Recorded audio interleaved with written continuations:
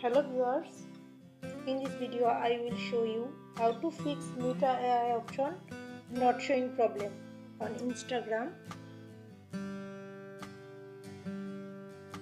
Now follow my all step. First go to your Play Store.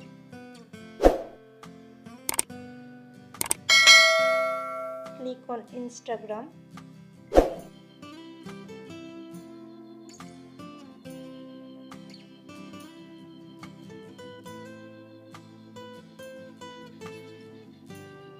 Check update your Instagram. Now you can see Instagram is already updated. Now back. Tap and hold Instagram. Click on this icon. Now scroll down. Click on storage. Now click on clear cache.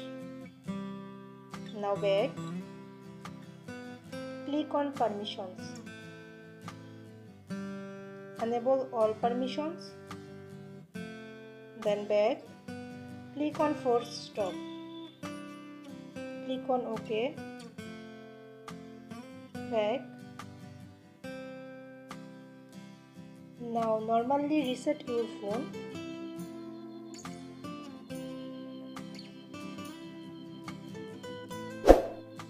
Then after restart your phone.